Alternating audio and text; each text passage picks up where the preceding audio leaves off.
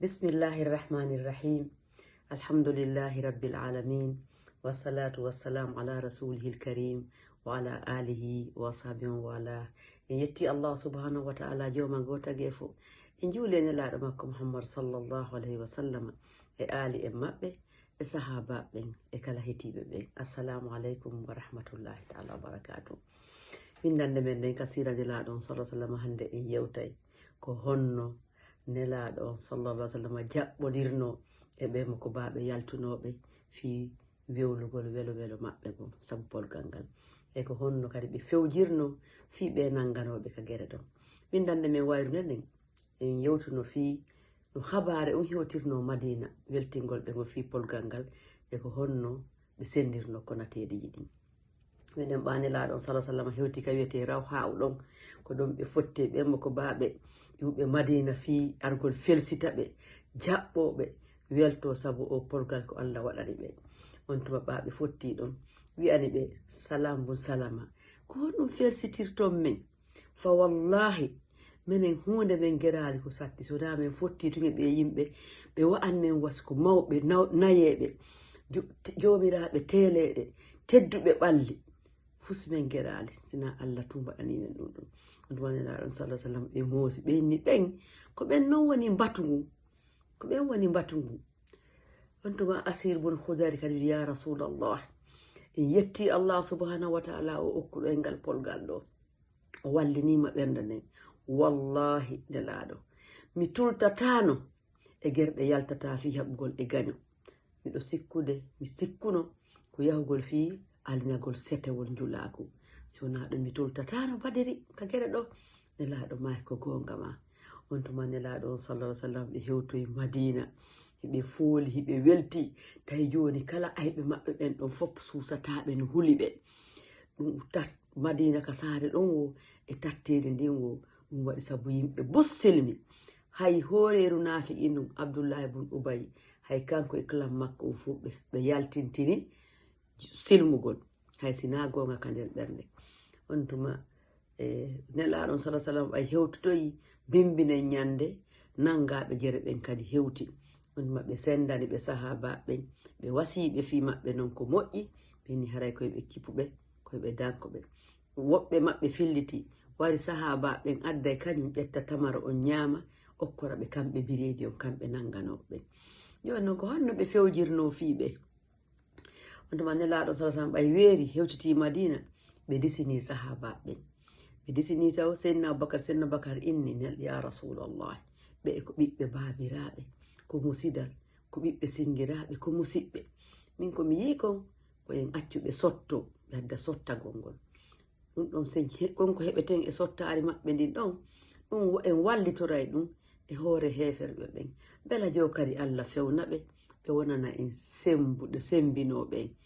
On tuma nelaɗo sallallahu alaihi wasallam maki yabnal Khattab an kadi ko honɗum yi'uɗa o inni wallahi min na ko Abubakar yi ko mi yi'i min ko mi ɓe fof koye ɓe ware min wano min Umar newnanalan e o siɗɗa mum ɓaɗodiriɗa mi naɓa mi ñinna sariya Allah on e hoore makko. Oɗa kadi Seydina Ali newnanamo kan kadi Aqil bun Abi Talib kan kadi o ñinno sariya Allah on e hoore o ɗon newnana Hamza kan kadi o ɓiɗɗo mo sikɗo makko ɗa kan kadi o ñinno sariya mo kala non ñinna sariya ha ɓe fof ɓe lanna sabu ɓe anda ɓe ayɓe Allah ɓe anda e bakaraɓe sintere hay sintere e yurmede ɓe anda ɗum ɗon ɓay ɓe yiɗa ɓe e ko bindeje keferu ɗenni ko hooreɓe ɓenni ko yeeso e maɓɓe ɓenni. Ko noon tuma nelaɗo on sallallahu alaihi wa sallama fewji feere Seydina Abubakar ne ɓeni koye ɓe sotto wonɗon noon joni ha bimbinen ñande Seydina Omar ni war humpito nelaɗo on sallallahu alaihi wa sallama kaɓe wonɗon woɓɓe ɓe tawi nelaɗo on sallallahu alaihi wa sallama kañum Seydina Abubakar no fesude ani nelaɗo Allah humpitelan ko fesoton siko ko wullini mi tawata on wullen si tawiɗe na ko wullini soɓe mi tawata mi wullinkino. On tuma on no nelaɗo sallama ni wallahi ko koko ɓe weeɓi tallan e fi o sottagol ɓe yimɓe mi weeɓitanama ɗo joni lette maɓɓe ɗen hino ka takko leggal ɗa. On tuma Allah kippini o aya ɗo ما كان لنبي أن يكون له أسرى حتى يثخن في الأرض تريدون عرض الدنيا والله يريد الآخرة والله عزيز حكيم لولا كتاب من الله سبق لمسكم فيما أخذتم عذاب عظيم وألنا النبي جو كأو هبا prisonnier de guerre ɓe dahaɓe ha o ɗiggina kaleji ɗata few hara guɓum kefeeru lutta so fuɗɗo jogitade maccinteɓe maccinaɓe kono heɗon faala geɓɓum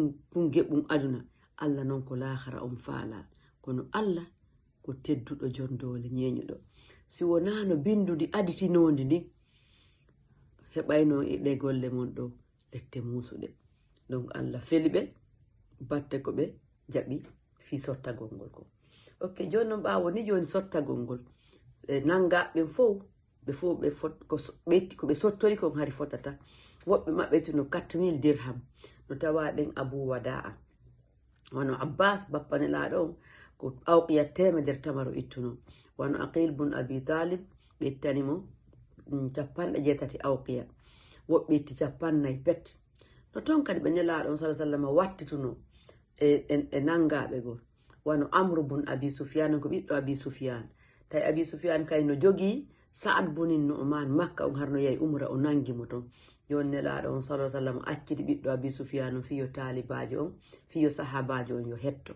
ko non on ɗon hettorno hari on no yahi umra kono noon kadi woɓɓen ton ɓe marano koɓe yoɓa ɓen few si o tigi no jangi ɓenna yon tigi jannu pay koye 10 ha koye wawa jande ko ɗum ɗon woni sottari o tigi ni andi yimɓe Makka ɓen hari winday yimɓe Madina ɓen tawi windata nelaɗo on sallallahu alaihi wasallam kadi moƴƴino e woɓɓe goo kawɓe ɓe mara feere few ɓe acciti ɓe hara fusɓe ittali no jiyaɗo ɓe wona Muttalib bun Hantab wa Sayfiya bun Rafa'a e Abu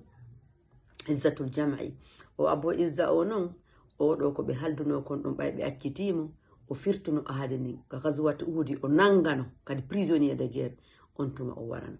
kono noon kadi esra maɓɓe on Abil As ɗum ko jombunoɗo Zeynab on ɗon kadi ɓe yaafinomo kono ɓe wimo ko yo naynan Zeynabu fera ɗon kadi Zeynabu jonnu mbuuɗi e koɗol mum fiyo sottumodi mum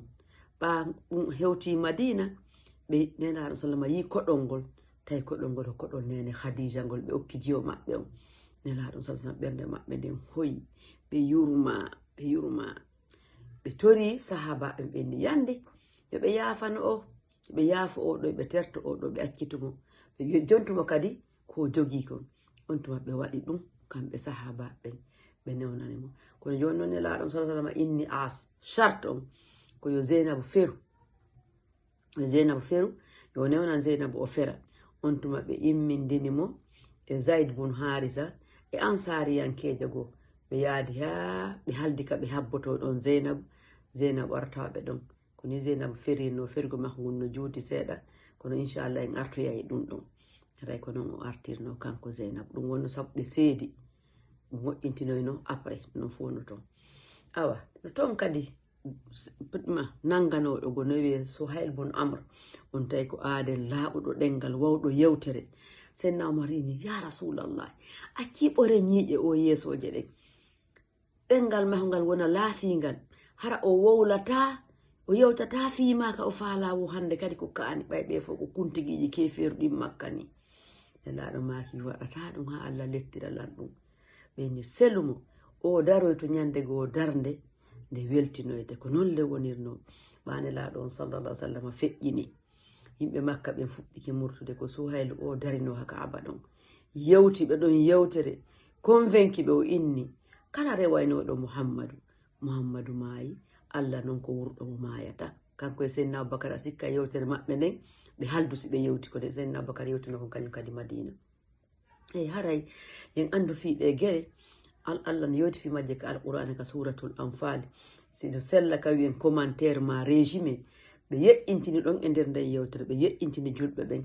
e jikkuji moƴƴi e ɗumano gerduno kañum kadi e raɓɓinɗinareji ma e ellaji ko waɗno ton ɗiɗaɓum ɗum ɓe coobi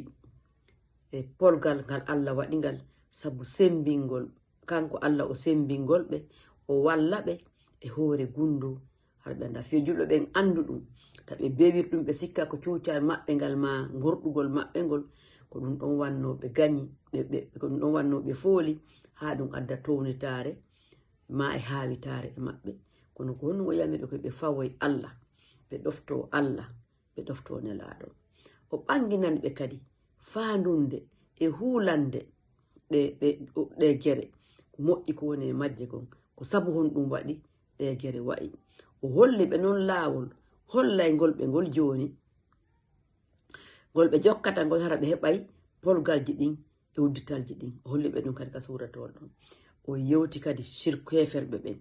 e naafiɓe e yahudu en e nangaɓe ha gere ɗon ɓen tigi o waaji ɓe waaju yongu tawa ngu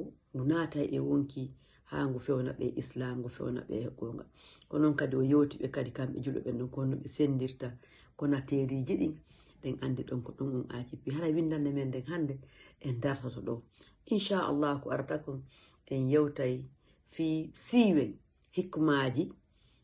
e waajuji ko woni fi ghazwatu badri inchallah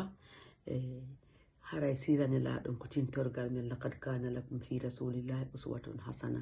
en ka windande men arayde assalamu aleykum wa rahmatullahi taala wa barakatuh